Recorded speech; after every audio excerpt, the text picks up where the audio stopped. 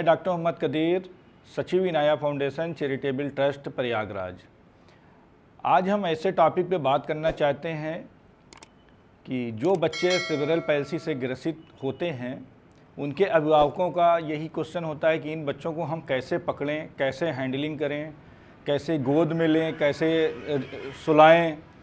तो आज इसी पर हम बात करना चाह रहे हैं कि सेरेब्रल पैल्सी से ग्रसित बच्चों को पकड़ने का सही तरीका क्या है, कैसे हमें पकड़ना है बच्चों को। तो सेरेब्रल पैल्सी बीमारी नहीं, डिसऑर्डर है। ये जन्म के समय, जन्म के बाद या शिशु अवस्था में ब्रेन में लगने वाली चोट से होने वाली तकलीफ़ से दिखने वाली प्रॉब्लम होती है, जो सभी बच्चों में अलग अलग होती है। इससे ग्रसित बच्चों में कोई स्पास्टिक होता है, कोई डिस्टोनिक होता है, सभी के हैंडलिंग के तरीके होते हैं। यह ज़रूरी नहीं है कि सभी अभिभावक को सही तरीके से पकड़ना आता हो। बच्चों को सही से पकड़ने के बहुत सारे तरीके हैं। बच्चों को सीने से लगाकर पकड़ने से लेकर एक दूसरे के मुख का सामना करते हुए पकड़ना है। सिर्फ इतना ध्यान दें कि बच्चे को उठाने से पहले आप विश्वासपूर्ण और धैर्यपूर्वक रहें ताकि वो आपके साथ सही संपर्क बना सकें।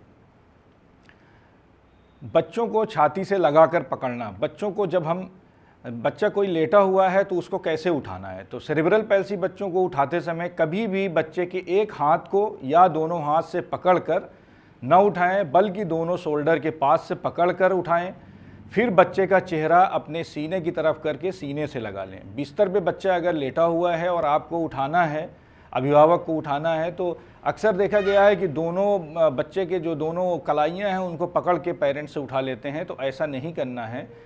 सेरेब्रल पैल्सी से ग्रसित बच्चों को उठाते वक्त शोल्डर के पास पकड़ना है। बच्चे के सिर को एक हाथ से सहारा दें और पिछले भाग को दूसरे हाथ से सहारा देने की ज़रूरत है। सेरेब्रल पैल्सी से ग्रसित बच्चों का सबसे भारी पार्ट सिर होता है। उनके गर्दन और सिर को ज़्यादा सहारे की ज़रूरत होती है। अपने एक हाथ से बच्चे के सिर को पकड़ें और अपने दाएं हाथ से बच्चे की हिप के पास पकड़ें। ऐसा दूसरे हाथ से बच्चे के सिर को सहारा देते हुए करें। जब आप बच्चा बिस्तर से आपने उठा लिया और आपने गोद में ले लिया, तो गोद में जब आप बच्चे को लेते हैं तो उसका जो सिर है वो एक तरफ आपका अलग होना चाहिए। शोल्डर पे जब आप लेते हैं तो एक हाथ आप गर्दन के पास रखेंगे जिससे गर्दन का सपोर्ट होना चाहिए, और दूसरा हाथ जो है वो इस तरह रखें कि हिप जॉइंट पे उसका होना चाहिए, जिससे उसकी पकड़ मजबूत होना चाहिए। छाती से छाती का संपर्क करें। बच्चे को अपने सीने से करीब लाएं ताकि वो अपना सिर आपके छाती पर रख सके। बच्चों में धड़कन सुनकर आराम महसूस करने का सहज ज्ञान होता है। आपने दाहिने हाथ और बाजू से बच्चे के ज़्यादातर वजन को संभालें, जबकि बाएं हाथ से सिर और गर्दन को संभालें और बचाएं। इस बात पर अवश्य ध्यान दें कि बच्चे का सिर एक किनारे हो ताकि सांस लेने में उन्हें कोई तकलीफ ना हो। ये उन सभी बच्चों के लिए है जिन बच्चों में अकड़ापन अधिक पाया जाता है या बहुत अधिक इनवॉलंटरी मूवमेंट होते हैं। आपने देखा होगा कुछ बच्चे जो है बहुत टाइटनेस होती है, कुछ बच्चों में डिस्टोनिक जो कंपोनेंट्स होता है उसकी वजह से इनवॉलंटरी मूवमेंट्स होते हैं, बार बार गर्दन इधर उधर करता है। तो ऐसे बच्चों को पकड़ने के लिए आप बच्चे को अपने सीने से लगा कर पकड़ें और एक हाथ जो है आप हिप जॉइंट पे रखें, दूसरा हाथ जो है बायां हाथ आप अपना सिर के ऊपर रखें। जिस साइड आपको लेना है उसी के अकॉर्डिंग बच्चे को पकड़ने के लिए आपको पोजीशन बना लेनी है। और ये ध्यान रखना है कि सांस जो है वो बच्चा वो आसानी से लेके, कभी कभी क्या होता है कि हम लोग सीने से लगाते तो हैं मगर उसकी जो नाक है वो आपके चेस्ट से दबने की कोशिश होती है, इसलिए प्रॉब्लम खड़ी हो जाती है सांस लेने में बच्चे को। इस तरह के बच्चों को पकड़ना थोड़ा मुश्किल होता है। हैंडलिंग करते वक्त बच्चों के साथ प्यार मोहब्बत का ख्याल रखें। बच्चों को डांटे नहीं। हो सकता है शुरू में बच्चे इरिटेट होते हैं, लेकिन बच्चे से बातचीत करते वक्त कुछ दिनों में बच्चे समझने लगते हैं कि ये एक मधुर क्षण है और हर बच्चे को अलग अलग ढंग पसंद होते हैं। अगर वो रो रहा है तो अपने पकड़ने के तरीक़े को बदलने की कोशिश करिए। ऐसा नहीं है कि बच्चा रोना चालू कर दिया और आप ज़िद में जो है बच्चे को कोशिश, तो थोड़ा सा रिलैक्स करें। और अगर आपको पोजीशन में बच्चा रोना चालू कर रहा है तो दूसरे पोजीशन में बच्चे को ले लीजिए। जिस पोजीशन में बच्चा खुश रहे उस पोजीशन में बच्चे को लगा के रखना है सीने से। बच्चे को गोद में पकड़ने से पहले उन्हें लेटा दें और एक हाथ उनके गर्दन और सिर, दूसरा कमर और हिप के नीचे से डालकर उठाएं। जब आप अपने बच्चे को उठाते हैं तो दोनों हाथ से जब बच्चे को सहारा देते हैं कि उसकी, जिन बच्चों में गर्दन नेक होल्डिंग नहीं होती है तो शोल्डर को हमें स्टेबलाइज करना होता है, हिप जॉइंट को भी पकड़ना होता है और स्पाइन को भी पकड़ना होता है। तो इस तरह पकड़ने कि उसे कोई प्रॉब्लम ना हो। जैसे थेरेपिस्ट या अभिभावक को चाहिए कि अपनी उंगलियों को जितना संभव हो सके फैलाएं, जिससे बच्चे को हर संभव सहारा मिल सके। अपने हाथ को जो बच्चे के सिर और गर्दन को सहारा दे रहा है उसे पीठ के पीछे से ले जाएं ताकि उनकी गर्दन और सिर आपके बाजू पर आ जाए। अपने दूसरे हाथ को जहां था वहीं रहने दें और बच्चे के कमर को सहलाएं। ये करते वक्त बच्चे को अपने करीब लाने की कोशिश करें। इससे बच्चे खुश होते हैं और रिलैक्स हो जाते हैं। जिन बच्चों में डिस्टोनिक कंपोनेंट्स ज़्यादा होते हैं या डिस्टोनिया ज़्यादा होती है, अकड़ापन ज़्यादा होती है, तो उसमें इस तरह बच्चे लेने से अकड़ापन और डिस्टोनिया कम हो जाता है, रिलैक्स बच्चे हो जाते हैं। जिन बच्चों में गर्दन नहीं रुकती उसके चेहरे को सामने की ओर करके पकड़ें और बातचीत करने की कोशिश करें। अपने एक हाथ से बच्चे के सिर और गर्दन के पीछे रखें, अपने दूसरे हाथ को बच्चे के पीछे के हिस्से के पास के नीचे रखें। बच्चे को अपने सामने से पकड़ें, अपने छाती के थोड़ा नीचे। ये करते वक्त बच्चे के सामने मुस्कुराकर मनमोहक चेहरे बनाकर बातचीत करने की कोशिश करिए। इससे बच्चा जो है वो आपका आई कांटेक्ट भी होता है और बच्चा खुश भी होता है, जिससे बच्चा रिलैक्स होता है। और अगर आपने नेक होल्डिंग पे या हिप जॉइंट पे सपोर्ट नहीं देंगे तो उसका जो अकड़ापन है, डिस्टोनिक कंपोनेंट है, तो वो जो है वो बढ़ने का चांस होता है। इसलिए बच्चा इस पोजीशन में बच्चा रिलैक्स होता है। जो बच्चे बहुत रोते हैं उनके पीठ की तरफ से पकड़ना है। बच्चे के सिर और छाती को अपने बाजुओं में लपेट लें। ध्यान रहे बच्चे का सिर बाहर की ओर हो जब वो आपके बाजू में हो। बच्चे के पीठ को अपने हाथों से सहलाते रहें या हल्की थपकियाँ देते रहें। बच्चे के सिर और गर्दन को देखते रहें कि वह हमेशा सहारे के साथ होना चाहिए। बगैर सहारे के बच्चे को नहीं लेना है इस पोजीशन में। जो बच्चे बहुत रोते हैं उन बच्चों के लिए ये पोजीशन बहुत अच्छी है, या जिन बच्चों में नेक होल्डिंग नहीं होती है उन बच्चों को जो है इस तरह पकड़ने की कोशिश करना चाहिए जिस तरह की ये इसमें बताया गया है। बच्चे को खिलाने के लिए पकड़ने का सही तरीका अक्सर ये होता है कि बच्चे को जब हम खाना कुछ खिलाते हैं या फीडिंग कराते हैं तो किस तरह में बच्चे को लेना है। तो अपने हाथ को बच्चे के सिर और गर्दन के नीचे रखें, उनके पीठ को अपने उसी हाथ के बाजुओं पर रखें जिससे उनके सिर को पकड़े हुए हों। अपने दूसरे हाथ को सहारे के रूप में बच्चे के सिर के नीचे रख सकते हैं। बस इतना ध्यान दें कि उनका सिर और गर्दन हमेशा सहारे पर हो। बच्चे को अपने शरीर के बगल में लिपटने दें, उनका पैर आपके पीछे फैला हुआ होना चाहिए। बच्चे को अपने सीने या कमर के पास लाएं। अपने खाली हाथ से बच्चे को खिलाने या सिर के नीचे सहारा देने के लिए प्रयोग करें। बड़े बच्चों में दीवार के सहारे या सेरेब्रल पैल्सी, जो सीपी कुर्सी जिसको बोलते हैं, सेरेब्रल पैल्सी कुर्सी का इस्तेमाल कर सकते हैं। जिन बच्चों में टोन अधिक होती है या बहुत कम होती है तो बच्चे के पीठ को अपने सीने से सपोर्ट दें ताकि उनका सिर सहारे पर हो। एक बाँह को उनके हिप के नीचे रखें, दूसरे बाँह को उनके सीने के सामने रखें। ध्यान रहे बच्चे का सिर आपके सीने के सहारे होना चाहिए। अगर आप बैठे हुए हों तो बच्चों को अपने गोद में रख सकते हैं। इससे उनके हिप के नीचे हाथ रखने की ज़रूरत नहीं होती है। इसमें जो है वो आप बच्चे का चेहरा सामने, पीठ अपनी छाती की तरफ करके और पकड़ के रखते हैं। एक हाथ आप चेस्ट पर रखेंगे, दूसरे हाथ से हिप जॉइंट पर रख के बच्चे को सपोर्ट देने की ज़रूरत है। अगर आप खड़े पोजीशन में बैठे हैं तो फिर आपको ज़रूरत नहीं है। आप अपने पैर पर बच्चे की हिप जॉइंट को रख के और पकड़ के आप बैठ सकते हैं। इससे बच्चा रिलैक्स होता है और टोन कम हो जाती है। जिन बच्चों में अकड़ापन ज़्यादा होता है या जिन बच्चों का पैर नहीं फैलता है उन बच्चों को अपने कमर के ऊपर सहारा देकर पकड़ें। इसको करने के लिए बच्चे का एक पैर आगे और एक पैर पीछे करके होल्ड करें। ये भी सुनिश्चित करें कि आप बच्चे को चाहे जिस तरफ भी पकड़ें, बच्चे का सिर बाहर की ओर होना चाहिए। जब भी बच्चे को गोद में लें तो अपनी कमर में साइड से लेते वक्त बच्चे का एक पैर पीछे की तरफ, दूसरा पैर सामने की तरफ करके लें। दूसरा तरीका, बच्चे का चेहरा सामने करके दोनों हाथों से पैर को दूर दूर करके गोद में लें।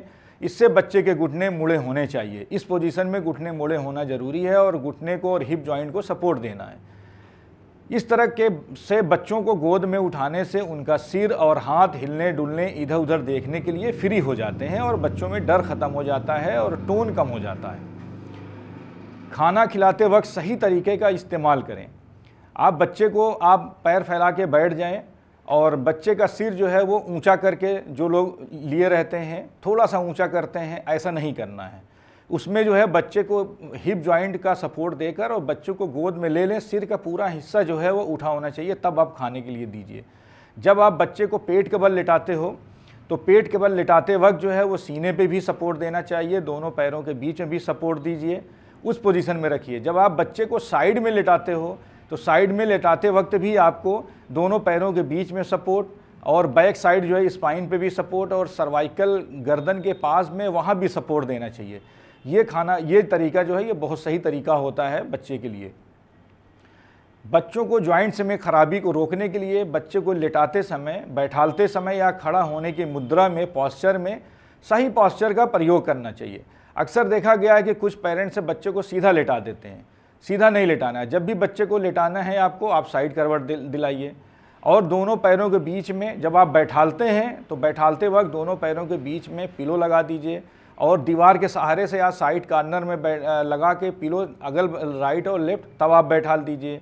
कोई बच्चा अगर लेटा है और उसमें डिस्टोनिया बहुत ज़्यादा है, एक हाथ ऊपर एक हाथ नीचे, दोनों पैर एक के ऊपर एक चढ़े हुए हैं, तो उस पोजीशन में बच्चे को सीपी वाली जो चेयर होती है उस पर बैठालना ज़रूरी है।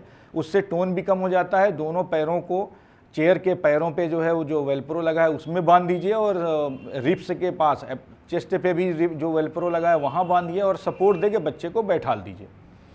यदि बच्चे में अकड़ापन अधिक है तो बैठालने से बेहतर है पेट के बल लेटा कर रखें। बड़े बच्चे में बैठते समय झुकने की आदत हो तो दीवार के सहारे या स्टैंडिंग बार में खड़ा कर दें। ज़मीन पर बैठते समय अगर बच्चा सिटिंग बैठता है तो घुटने के बल खड़ा करें। यह सही देखभाल का तरीका होता है। जैसे अक्सर हम लोगों ने देखा है कि कुछ बच्चे जो है क्या करते हैं, हम उसी तरह जिस पोजीशन में उसी तरह बैठाल देते हैं, तो नहीं, जब भी बैठालें आपका सीने का हिस्सा ऊपर होना चाहिए और पैर वाला जो पीछे वाला जो हिस्सा है वो उस तरह होना चाहिए। तो एक अगर आप आर्च टाइप का एक बनवा लें तो पीछे पैर की तरफ जो है पतला और सीने की तरफ थोड़ा सा ऊंचा, इस पोजीशन में बैठने से जो है वो टोन कम हो जाती है और स्पास्टिसिटी भी कम होती है। अगर कोई बच्चा व्हीलचेयर पे बैठा हुआ है या चारपाई पे आपने ऐसे ही बैठाल दिया है विदाउट सीपी चेयर के, तो उसको कोशिश ये करिए एफओ और गेटर के साथ एफओ पहना के अगर बैठाल देते हैं किसी भी चेयर स्टूल पे तो ठीक है, ज़मीन जो है वो पैर पे होना चाहिए और बैक जो स्पाइन है उसकी वो सीधी होनी चाहिए। अगर नहीं कर सकते हैं तो एफओ गेटर के साथ उस पर स्टैंडिंग वाल पे जो है खड़ा करके उसको सपोर्ट दे के आप बांध सकते हैं। अगर आपके पास स्टैंडिंग वाल भी नहीं है तो आपके घर में विंडो होगा, रेलिंग होगी, रेलिंग के पास ले जाके उसको खड़ा करके और सीने पे सपोर्ट दीजिए, पैर पे सपोर्ट किसी भी कपड़े से बांध दीजिए और वो बच्चा खड़ा हो जाएगा तो टोन कम हो जाएगा और इसमें जो है वो डिफॉर्मिटी, जॉइंट्स की डिफॉर्मिटी नहीं हो पाएगी। सेरेब्रल पैल्सी बच्चों को बैठने के लिए हमेशा सीपी चेयर का इस्तेमाल करें। जिन बच्चों में कूल्हे दूर दूर हो जाते हैं या कूल्हे अपनी जगह से खिसकने का अंदेशा होता है उन्हें साइड कॉर्नर कुर्सी पर बैठा लें।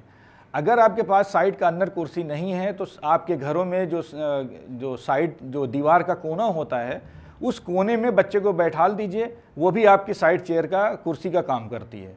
और अगर सीपी चेयर आपके घर में नहीं है तो उससे सबसे अच्छा तरीका है कि कोई भी चेयर पे आप बैठा लिए, पैरों को सपोर्ट देने के लिए कोई स्टूल जो है छोटा सा वो पैरों के नीचे रख दीजिए, एफओ पहना के दोनों पैरों में और उसको जो है किसी कपड़े से सपोर्ट देके बांध दे दीजिए, इस चेयर में और स्टूल के पाया में बांध दीजिए और सीने पे एक रैप लगा दीजिए जिससे जो है वो बैठना बच्चे को आ जाएगा, तो सीपी चेयर आपकी बन जाएगी। इस तरह से बच्चों को बिना एफओ या स्प्लिन के खड़ा ना करें। अगर सेरेब्रल पैल्सी से ग्रसित कोई बच्चा है, उसमें जो है वो फुट में डिफॉर्मिटी है और कंट्रैक्चर है, तो इस वक्त जो है आपको विदाउट एफओ बच्चे को खड़ा नहीं करना है, ना एफओ के बगैर आपको बच्चे को चलाना है।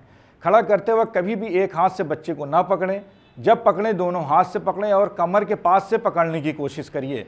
बहुत से लोग एक हाथ से बच्चे को पकड़ लेते हैं और बच्चा जो है बगैर एफओ के होता है तो नी आगे की तरफ झुक जाता है, फ्लेक्शन डिफॉर्मिटी हो जाती है और हिप जॉइंट भी फ्लेक्स हो जाता है। इसलिए ऐसा ना करें, दोनों पैरों में एफओ के साथ में पकड़ने की कोशिश करिए और कमर से पकड़िए, इससे बच्चे में बैलेंस आ जाता है। सलाह एक है कि सेरेब्रल पैल्सी से ग्रसित बच्चों में हैंडलिंग उसके प्रकार पर डिपेंड करती है कि किस प्रकार की सेरेब्रल पैल्सी है, किस टाइप से की सीपी है। बच्चों को अपने पास लाने से पहले उनके साथ खेलें या कुछ बात करें, इस तरह से वो आपकी आवाज़ को पहचान जाते हैं। बैठकर बच्चों की गोद में लें। शुरुआत करने का ये सबसे सरल तरीका होता है। अगर बच्चे में नेक होल्डिंग है या नहीं है, टोन अधिक है या टोन बहुत कम है, ये पहले चेक कर लें। एग्जामिनेशन करने के बाद ही हैंडलिंग और बच्चे को उठाने की प्रक्रिया को शुरुआत करना चाहिए। अगर कोई चीज़ आपको नहीं समझ में आती है तो आप अपने थेरेपिस्ट से या आप अपने डॉक्टर से बात कर सकते हैं। और अगर आपको ये मेरा वीडियो पसंद आया हो या आपने अभी तक मेरा channel YouTube channel Inaya foundation को सब्सक्राइब नहीं किया तो आप इसको सब्सक्राइब कर लें और पूरा वीडियो देखें। अगर आपको वीडियो हमारा पसंद आता है तो आप इसको शेयर करें, लाइक करें और सब्सक्राइब करें। सेरिब्रल पाल्सी एवं बाल अस्थि समस्याओं से संबंधित अधिक जानकारी के लिए हमारे YouTube चैनल इनाया फाउंडेशन को सब्सक्राइब करें।